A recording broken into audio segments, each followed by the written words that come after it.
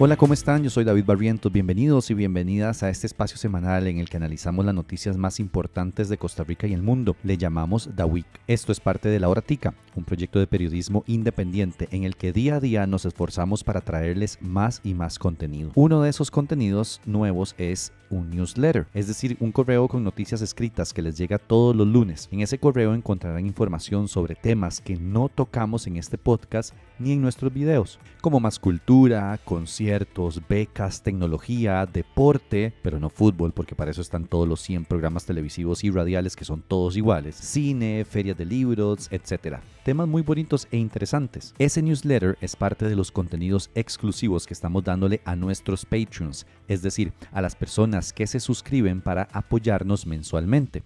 Si usted aún no lo hace, le invito a sumarse a nuestra comunidad de donantes www.patreon.com/lahoratica. O bien, si solo puede hacer una contribución de una sola vez, igual puede ser por Simpe Móvil 8607-6470. Quédense hasta el final de este episodio porque les tengo otro producto exclusivo para Patreons. El episodio de esta semana está corto pero sustancioso. Iniciemos.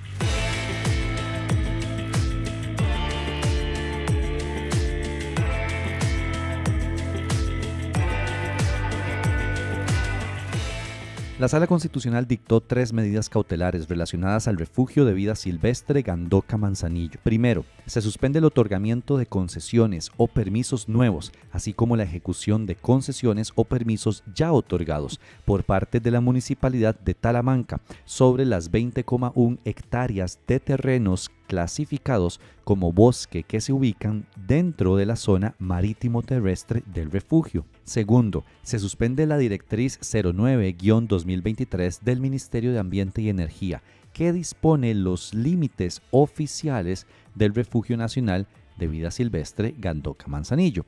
Esto se da porque esos límites fueron puestos basados en una ley que fue declarada inconstitucional. La sala ya le había dicho al MINAE que tenía que volver a definirlos y este ministerio no lo había hecho. Y tercero, se declara la moratoria total sobre el otorgamiento de permisos de corta y aprovechamiento forestal por parte del MINAE y el SINAC en las áreas de los 7 bloques de bosque que deben ser retornados al refugio. Tanto los permisos nuevos como los permisos ya otorgados quedan suspendidos de inmediato. La sala menciona particularmente el permiso que fue dado al empresario Alan Pacheco Dent, amigo del presidente Chávez. Si no tienen claro de qué hablo, les invito a escuchar los episodios 90, 91 o 92 de este podcast, porque ahí explico todo con más detalle. Pero en resumidas cuentas, esos permisos a Pacheco Dent están siendo investigados por la Fiscalía por aparentemente haberse otorgado de forma ilegal.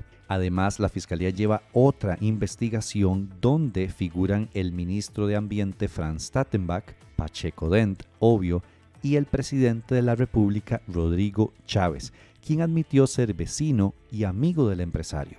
Esta investigación se da por supuestas dádivas y tráfico de influencias. Y es que la decisión de la sala hay que celebrarla honestamente. Son este tipo de órganos de control los que no le gustan a Chávez, porque justamente lo detienen y le impiden hacer todas las cochinadas que si por él fuera, haría. La sala toma la decisión que toma porque el ministro de Ambiente se negó a cumplir con una orden anterior que ya le habían dado. Y honestamente nos sorprende que el señor no haya hecho nada. El Tribunal Constitucional además pidió la colaboración de la Defensoría de los Habitantes, la Contraloría General de la República y la Procuraduría para vigilar el acatamiento de esta resolución. Parece que se le está cayendo el aparente negocito al presidente y su vecino empresario.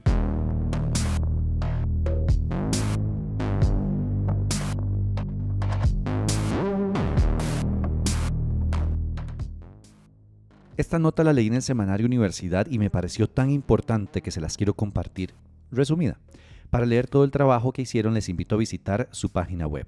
Los casos de violencia intrafamiliar en el país están en aumento y eso es muy preocupante. Según datos del Ministerio de Salud, a febrero de este año, el país ha tenido un aumento del 145% en este tipo de casos del 2021 al 2024. Pasamos de 9.406 a 23.046. Ana María Jurado, psicóloga e investigadora de la UCR, le dijo al medio que estamos en una olla de presión. Cuando hay una crisis social, la violencia aumenta, dirigida hacia la población más vulnerable. La nota indica que las principales víctimas de esta violencia son las niñas, mujeres jóvenes y personas adultas mayores. Cita datos del Ministerio de Salud que indican que los casos de violencia intrafamiliar contra mujeres fueron un 68,4% y 32,4% contra hombres en el 2024.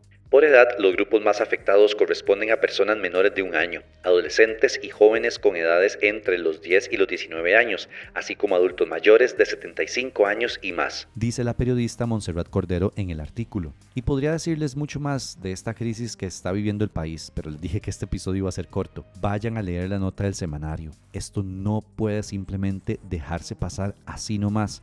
Aprovechen y leen otra que habla sobre un aumento del 50% en los casos de abusos sexuales a menores atendidos por la caja. Son datos alarmantes, gente. En serio.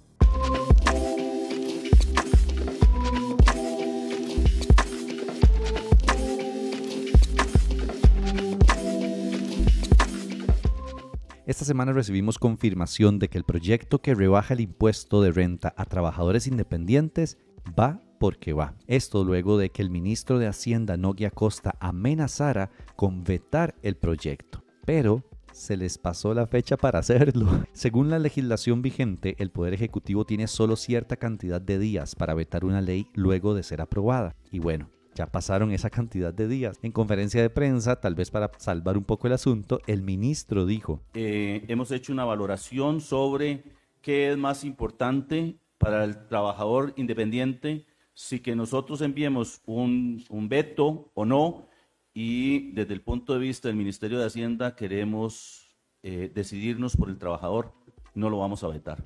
Y bueno, si se les pasó la fecha o no, pasa a segundo plano. Esto es una gran victoria para todas las personas trabajadoras independientes. A partir de la declaración de renta de este año, pagarán menos impuesto y se les nivelará un poco la cancha con trabajadores asalariados. El proyecto fue propuesto por la fracción del Frente Amplio y liderado por el diputado Jonathan Acuña.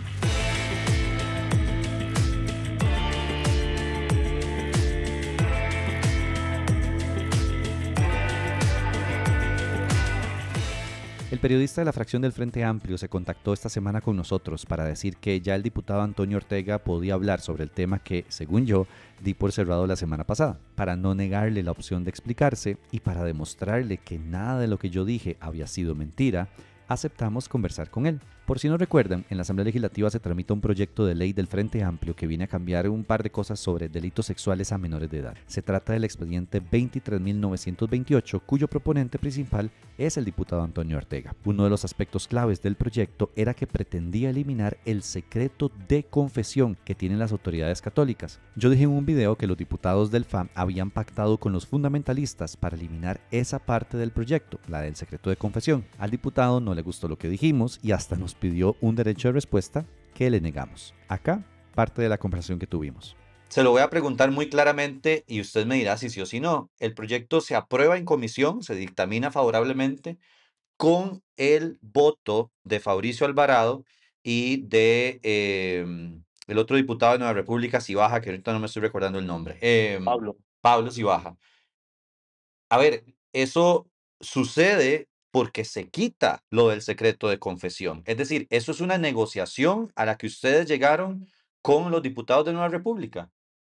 Es que eso lo dije yo exactamente en la propia transmisión de la comisión, y no solo con diputados de Nueva República, porque lamentablemente la oposición a esa iniciativa no solo vino de los diputados de Nueva República, o por lo menos a esa parte de la iniciativa. El día que fue la conferencia episcopal, llegaron diputaciones, digamos, de casi todas las fracciones, Liberación, la Unidad, creo que del PLP no llegó nadie, digamos, a oponerse a ese a ese artículo puntual. Entonces es evidente que nosotros, con el ánimo de que avance el resto del proyecto, que digamos nos parece importante y nos parece que suma, digamos quitamos esa parte y se estaría presentando eventualmente en una iniciativa donde solo se hable del secreto de confesión, porque este proyecto, digamos, aunque a nivel mediático se le dio mucho enfoque al tema del secreto de confesión, porque obviamente es un tema,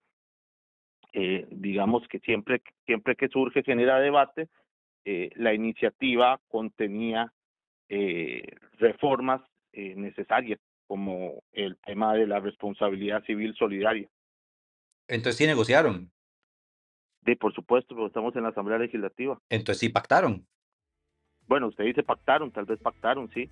Y punto, ahí debería terminar la discusión. Pactaron con el fundamentalismo para que un proyecto de ley avanzara en la Asamblea. Eso que tanto han criticado antes, lo hicieron ellos. Está admitido. La conversación continúa. Entonces, ¿cuál es? Usted puede usar el sinónimo que quiera, y es parte de estar aquí en la Asamblea Legislativa. Lo que sí le puedo decir es que no negociamos ningún retroceso con respecto a la legislación vigente. Pero yo nunca dije que hubiera retroceso con respecto a la negociación vigente. No, A la legislación vigente, perdón. No, yo se lo digo para aclarar, porque me parece que usted hace esfuerzos en tratar de emular lo que pasó con la objeción de conciencia del PAC y este caso. Entonces, por eso yo le aclaro. Yo, honestamente, sinceramente, don Antonio, yo no sé de dónde usted saca el PAC y la objeción de conciencia si yo nunca menciono nada de eso en el video. Es decir, yo estoy hablando del proyecto de ley hoy del Frente Amplio y de lo que pasó en la Asamblea Legislativa. Sí, pero como dice Juan Gabriel, lo que se ve no se pregunta. Es evidente que usted hace esa afirmación porque... Perdón. No es evidente que yo hago esa afirmación. Eso no es verdad. Por lo menos desde mi opinión, sí. Al igual que en su opinión, la parte más importante del proyecto se quitó. Es y algo así que usted, como yo respeto la suya, usted debería respetar la mía, don David. Es algo que usted infiere, que yo estoy haciendo... Es que nunca hago mención ni al PAC ni objeción de conciencia, nunca. Ok. ¿Verdad?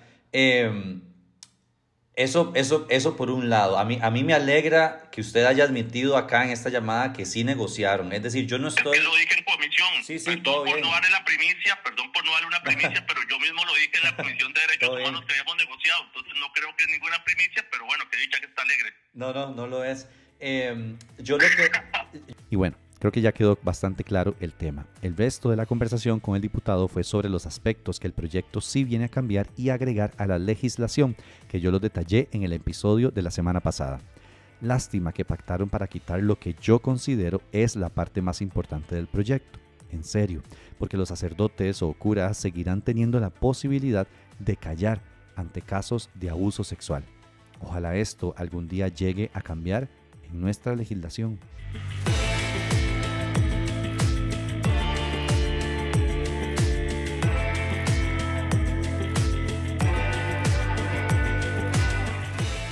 Este episodio está cortito porque esta semana realizamos 2 entrevistas de fondo que tendremos para The Talk, nuestro espacio para conversar largo y tendido sobre temas que nos importan. Ya está publicada una de esas entrevistas y es con la diputada Katia Cambronero, ex PLP y hoy independiente. Les dejo un poquito de la conversación. No sé a qué punto estamos llegando en este país. Yo te voy a decir el punto que estamos llegando, y esto no lo he hecho público por un tema de no querer asumir un proceso de victimización. En noviembre del año pasado, una motocicleta me persiguió para amenazarme y decirme o me alineo al gobierno o no la sonamos. Hace 22 días, un mes, llegó una amenaza de muerte al despacho, ¿verdad? Donde me decían tácitamente, la primera parte de la amenaza de muerte era la descripción de una violación hacia mí y luego una amenaza puntual de muerte. La violencia como se percibe, con la naturalidad que se está percibiendo políticamente, no está bien. Ver a una persona decir barbaridades de 2 diputadas de la República, 3, 4, un señor que todos los miércoles hace un show televisivo para sentirse el más importante y decir barbaridades de a quien se le atraviese. Eso no está bien, eso no es democracia. ¿Va a seguir usted participando en política? ¿Se ve participando activamente? Una cosa es ser libertario y otra cosa es ser liberal. La filosofía liberal pasa por la conceptualización que usted tiene sobre el ser, sobre el individuo, y sobre cómo el Estado tiene que actuar con el individuo. Los libertarios piensan que el Estado solamente tiene que ser pequeño y lo ven desde una perspectiva económica, más no humana. Creo que hemos tenido una pésima conceptualización por las experiencias políticas, sobre todo por un líder que hubo libertario que solamente acotaba. Otto Guevara, pongámosle un nombre, a ver. Que solo acotaba el tema de libertades desde una perspectiva de reducción del Estado, en la cual yo estoy de acuerdo, pero no puede existir un Estado si no siente que en el centro de la discusión está el ser humano, porque entonces ¿para qué tenés Estado? Cuando usted renuncia a la fracción del Partido Liberal Progresista, ¿por qué lo hace? Porque no había oportunidad de tener un espacio de expresión del criterio sin que se viera confrontado con el liderazgo que en ese momento políticamente se quería posicionar. Estamos hablando de don Eliezer Feinsack. Entonces, ¿no se le puede cuestionar a don Eliezer dentro de la fracción? ¿Es él el que impone ese tipo de disputas internas cuando se le confronta? Sí. Había un tema de si no estás con él, sos el enemigo. O sea, y esta es una expresión que puntualmente se me hacía, ¿verdad? ¿Vivieron violencia política dentro de la fracción? Yo la viví muy fuertemente, o sea, de muchas personas. No es un espacio agradable, o sea, no era para mí un espacio agradable, era una mortificación llegar a la reunión de fracción o cualquier reunión con el resto de los diputados. Doña Cintia y doña Joana se van y queda la fracción del Liberal Progresista como una fracción solo de hombres. Eso para mí no es casualidad. Era bien complicado poder hablar de cosas, digamos, donde el líder del partido tenía una opinión y uno tenía una posición diferente sobre esa opinión, sobre todo si eras mujer. Por ejemplo, cuando Eliezer presentó el proyecto de reforma a la ley de vida silvestre, que fue catastrófico, y yo le dije, no presente eso, o sea, no, tuve que amenazarlo con retirar mi firma al día siguiente para que él retirar el proyecto de ley, pero fue una discusión muy fuerte. Básicamente que yo he trabajado con el sector ambiental desde hace muchísimos años, no solamente aquí, y él básicamente me decía que yo no entendía lo que estaba hablando. Y yo sí entiendo claramente lo que te estoy diciendo. Entonces, las posiciones de las mujeres básicamente siempre fueron supeditadas a una aceptación del criterio de los demás, creo, y no solamente de él, sino de los otros 2 diputados que le reforzaban los criterios. La entrevista completa está disponible para nuestros Patreons en este esfuerzo grande, porque lo es, que estamos haciendo de tener contenido diferenciado para las personas que nos apoyan financieramente. www.patreon.com/lauratica. Recuerden que se viene campaña electoral y son meses muy pesados de mucho trabajo en los que vamos a tener que pagarle a otras personas para que nos ayuden a crear todo el contenido que queremos crear para ustedes. Gracias a quienes se han hecho Patreons y también a quienes nos apoyan por medio de Simpe Móvil 8607-6470. Recuerden que pueden seguirnos en todas nuestras redes sociales @lauratica y también pueden compartir este podcast y todo nuestro contenido con las personas que ustedes quieran. Un abrazo y nos escuchamos la próxima semana. Chao.